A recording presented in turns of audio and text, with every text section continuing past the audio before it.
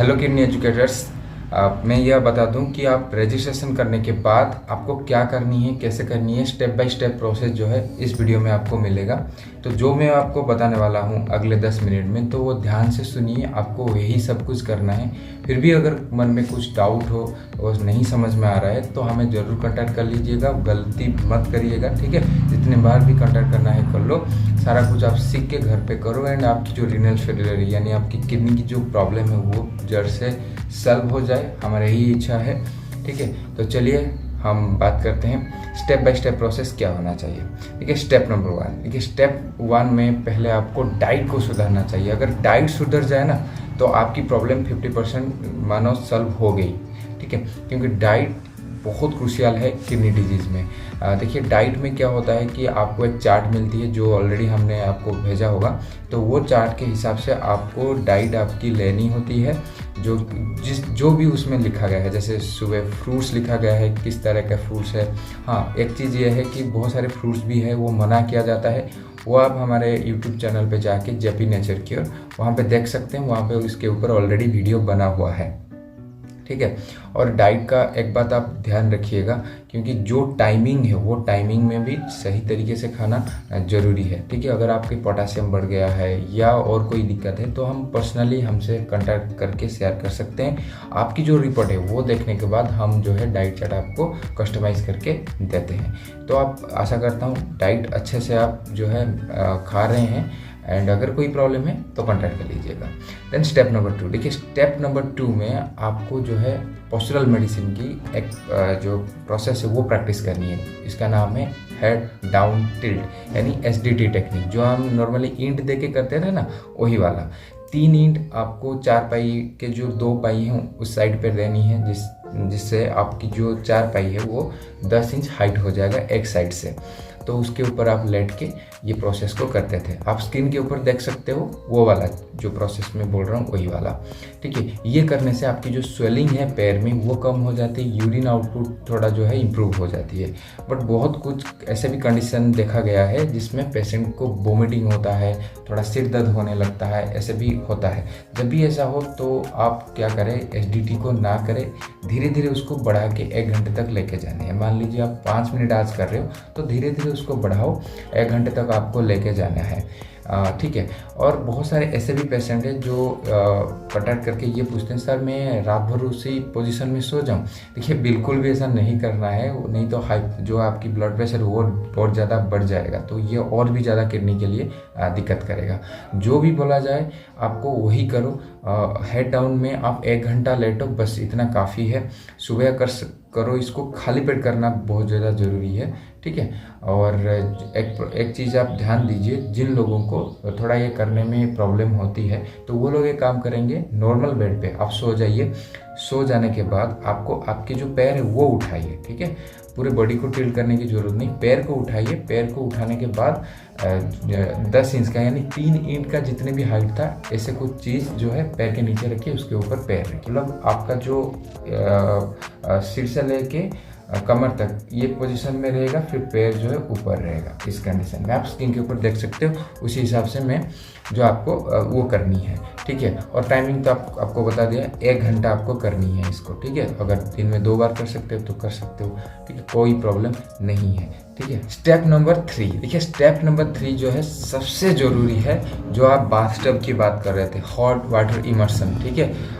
ये जो hot water immersion है आपके लिए वरदान है, क्योंकि इससे जो है क्रिएटिनिन और भी जो वेस्ट मटेरियल है वो कम हो जाते हैं। और ये क्या क्या कम होते हैं, कैसे कम होते हैं, जानने के लिए हमारे यूट्यूब चैनल पे जाइए, वहाँ पे बहुत सारे वीडियो पड़े हुए हैं किडनी के रिलेटेड और कैसे ये सब होता है, तो वो देख लीजिए, उसको आप समझ जाएंगे, ठीक है। पोटेशियम कम कितनी टाइम्स कम होती है, सोडियम कितनी टाइम्स कम होती है, वो सारा कुछ, ठीक है। बट यहाँ पे हम बात करेंगे इसको कैसे करनी है। देखिए जो आप बाथटब में करेंगे तो उसका जो टेम्परेचर है पानी का, ठीक ठीक है। 40 डिग्री होना चाहिए और मेंटेन 40 डिग्री में होना चाहिए। ऐसा नहीं कि 40 डिग्री हो गया फिर 38 हो गया, ऐसे बिल्कुल भी नहीं करना चाहिए। जो लोग ऑटोमेटिक मशीन लिए हैं तो उनको तो कोई प्रॉब्लम नहीं होगा, क्योंकि वो मेंटेन करके रखेगा 40 डिग्री में। जो ऑटोमेटिक मशीन नहीं लिए हैं, जो ऑटोमेटिक बाथटब है, अगर आपको चाहिए तो हमें कॉन्टैक्ट कर लीजिए। अगर नहीं लिए है तो मैनुअली कर रहे हैं तो उनके लिए मैं ये बता दूं, ऑलरेडी एक वीडियो है, उसी हिसाब से बाथटब बना के आप कर सकते हो।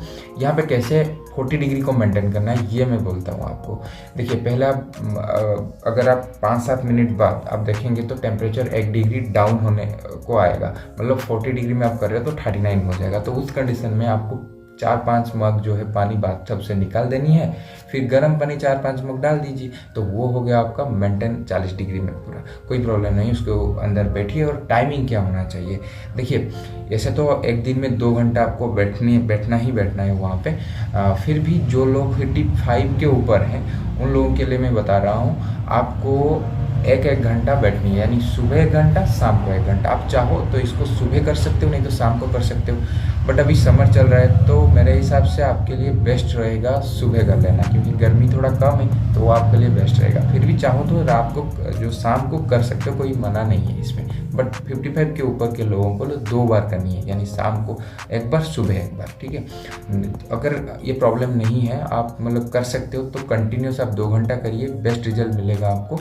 और मान लीजिए कुछ ऐसे भी पेशेंट हैं जिनको वोमिटिंग होता है, बहुत ज़्यादा घबराहट होती है, पल्स रेट बढ़ जाता है, ठीक है, बीपी भी थोड़ा बहुत ऊपर नीचे होता है, तो उस कंडीशन में उनको कंटिन्यूस इतने टाइम नहीं करना चाहिए, 5 मिनट से शुरू करना चाहिए, धीरे धीरे जो है उनको बढ़ाना चाहिए। ये बात ध्यान रखिए आप, ठीक है। और इसको आपको 2 घंटे तक लेके जाना है, बट धीरे धीरे बॉडी एडेप्टेड हो जाएगा। और एक चीज़ आपको ध्यान देनी है, जब भी वीकनेस हो बाथटब के बाद करने के बाद आधा घंटे तक वीकनेस रहती है, फिर भी अगर वीकनेस नहीं जा रहा है तो आप एक काम कर सकते हैं, जो आपकी मार्केट से मुनक्का लीजिए, 10 मुनक्का लीजिए अच्छे क्वालिटी का। फिर आप एलोवेरा के जो पल्प है, घर में जो आपने प्लांट लगाया हुआ वही वाला पल्प, मार्केट से नहीं, वो वाला पल्प 1 टीस्पून लीजिए, यानी मुनक्का ले लिया 8-10, आपने जो है एलोवेरा के पल्प ले लिए, और आपको 18 से 20 जो है बासिल यानी तुलसी के पत्ते लेनी है। 1 इंच छोटा सा आपको गिलोय के जो है टुकड़े लेनी है, अगर वो मिल जाए तो बहुत अच्छा है, ठीक है। वो लेके सबको पीस के पेस्ट बना देना है, और उसी पेस्ट को आप दिन में 2 बार, यानी सुबह 1 चम्मच, शाम को 1 चम्मच वो लेनी है, ठीक है। और ऐसे करेंगे तो वीकनेस धीरे धीरे दूर होगा। अगर आपका पोटेशियम लेवल 6 के ऊपर नहीं गया है तो आप एक काम कर सकते हो, ड्राई रोस्ट करके आप मखाना ले सकते हो, जिसको हम फॉक्सनट बोलते हैं। वो 1 कटोरी लीजिए, ज़्यादा नहीं लेना, नहीं तो आपकी जो है पोटेशियम लेवल बढ़ सकता है। वो इससे वीकनेस बहुत हद तक दूर हो जाती है। ये मैं ऑलरेडी डाइट चार्ट में मेंशन किया है, आपकी स्नैक्स टाइम में ये आप ले सकते हो, ठीक है, आपको अच्छा रिजल्ट मिलेगा। बाकी लेमन वाटर भी ले सकते हो, बट कुछ इंस्ट्रूमेंट्स भी आपको चाहिए, जैसे कि पानी गर्म करना हो तो आपको गीज़र चाहिए, 5 लीटर का, 10 लीटर का, कुछ भी आप ले सकते हो आपके हिसाब से। और एक चीज़ है, जो मैनुअली कर रहे हैं उनको जो टेम्परेचर को जानने के लिए एक अमेजोन से डिजिटल थर्मोमीटर लेना चाहिए, और डिजिटल थर्मोमीटर जो है वेयर वाली होनी चाहिए। वो मैं लिंक आपको प्रोवाइड कर दूंगा, नहीं तो आप हमें कांटेक्ट कर लीजिए, वो मैं आपको बता दूंगा। तो वो भी एक लेना चाहिए, उससे जो है आपको टेम्परेचर को मेजर करने में सहूलियत होगी। बाकी इतना कुछ नहीं चाहिए, इतने से आपको काम चल जाएगा बाथटब वाली, ठीक है। ये आपने कर लिया। फिर अभी बात करते हैं स्टेप नंबर 4 के बारे में। क्या स्टेप आपको अभी करना है जिससे आपकी हाइपरटेंशन जो है कम हो जाए। मतलब बीपी अगर ज़्यादा है तो उस कंडीशन में आपको ये प्रोसेस जरूर करना चाहिए, ठीक है। एंग्जाइटी है, स्ट्रेस है, तो भी ये फ़ायदा देता है, यानी lower leg hot water immersion. देखिए, lower leg hot water immersion जो है बहुत अच्छा है। यानी कैसे उसको करनी है, सोने से पहले इसको करनी है, जो है 15 से लेके 20-25 मिनट तक आप कर सकते हैं। कैसे करनी है ये बात आप जान लीजिए। देखिए, एक घर में जो नॉर्मल बकेट होगा वो लीजिए, उसमें आधा जो है गर्म पानी लीजिए, और पानी का जो टेम्परेचर है वो 42 डिग्री होना चाहिए, ठीक है। 40 डिग्री तो बाथटब की, इसका 42 डिग्री होना चाहिए। और आप चाहो तो 10 ड्रॉप्स आप लावेंडर ऑयल उसमें डाल सकते हो। लावेंडर ऑयल डालने का मतलब ये है कि आपका एक सूदिंग इफेक्ट वो देगा, स्ट्रेस एंग्जाइटी जो है थोड़ा कम करेगा, एंड रात को अच्छी नींद आएगी, इसलिए लावेंडर ऑयल डालना जरूरी है। ये आप कर सकते हो। और पेट डुबाने के बाद आप 15-20 मिनट रखो, फिर निकाल के अच्छे से पोंछ के आप सो सकते हो। ये जो है आपको फ़ायदा करेगा। ठीक है, स्टेप नंबर 5 में कुछ ऐसे चीज़ें आपको करनी है जो कि हाइपरटेंशन को कम करे। देखिए, इतने सारा कुछ आप करने के बाद फिर भी बहुत सारे पेशेंट में हाइपरटेंशन की शिकायत रहती है, यानी उनका बीपी जो है कम नहीं होता है। उस कंडीशन में क्या करना चाहिए? अगर आपकी बीपी जो है कम नहीं हो रही है तो आपको एक काम कर सकते हो। ऑलरेडी इसके ऊपर वीडियो है, फिर भी मैं यहाँ पे ब्रीफली बता देता हूँ।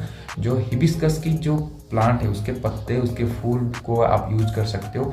नॉर्मली जो हमारे गुड़हल के जो फूल है उसको अगर आप डिकॉक्शन बना के पीते हैं अर्जुन छाल के साथ, तो वो बहुत ज़्यादा हेल्प करता है बीपी को कम करने के लिए। ठीक है, फिर भी नॉर्मल अगर अर्जुन छाल ना मिले तो हिबिस्कस के जो फ्लावर है या पत्ते है उसको आप ले सकते हो। वो मैं ऑलरेडी वीडियो है हमारे चैनल पे जेपी नेचर क्योर में, वहाँ पे आप जाके देख सकते हो। बहुत सारे पेशेंट को जो है डायबिटिक की शिकायत रहती है, यानी शुगर इनबैलेंस रहता है, तो उस कंडीशन में किडनी खराब होने का चांसेस और भी ज़्यादा बढ़ जाता है। तो पहले मैं ये सजेस्ट करूँगा, आपको पहले बीपी जो है डायबिटीज़ को कंट्रोल करना चाहिए। अगर आप इंसुलिन ले रहे हो तो इंसुलिन को धीरे धीरे टेपर डाउन करें। हमारे जो डाइट है उससे अगर आप ठीक तरीके से फॉलो करेंगे तो जो शुगर की दिक्कत है वो जो है सॉल्व हो जाएगी। देखिए, कुछ पेशेंट ऐसे भी थे जिनको कोल्ड भी हुआ एंड फीवर भी हुआ, तो उस कंडीशन में वो सबसे बड़े गलती को कर दिए।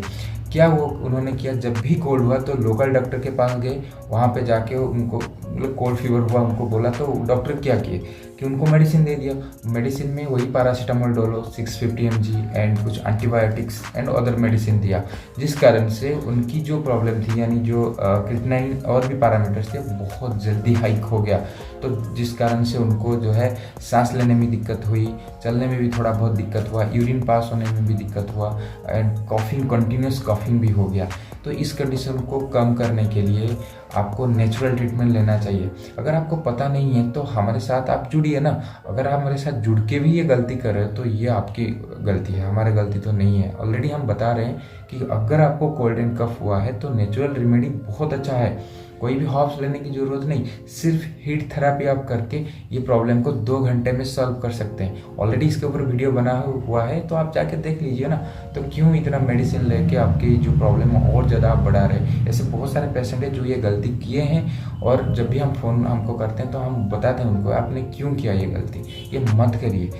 ये जो कंडीशन है ना, किडनी की कंडीशन, ये बहुत डेलिकेट सब्जेक्ट है। क्यों इसको नॉर्मल ले रहे हैं, हल्के में ले रहे हैं? इसको अच्छे से जो है करिए आप, और आपकी प्रॉब्लम को जल्दी से जल्दी हील करिए, नहीं तो और भी ज़्यादा दिक्कत हो सकती है आपको। देखिए, अभी कुछ चीज़ें जो है मैं आपको बताना चाहता हूँ, जैसे कि रात को कभी भी जो है हैवी फूड नहीं लेना है आपको। डाइट के हिसाब से, डाइट चार्ट जो हमने दिया है उसी हिसाब से लीजिए।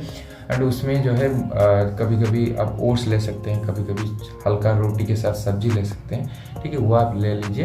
बाकी एक चीज़ मैं ये आप बता दूं, रात को कभी भी दाल नहीं लेना है, और हफ्ते में आपको सिर्फ 1 से 2 बार दाल लेनी है। ठीक है, ज़्यादा नहीं लेनी, वो भी मूंग दाल, और कोई दाल नहीं, और छिलका वाला दाल नहीं, जो है मार्केट में आता है विदाउट छिलका वाला, वो आपको लेनी है।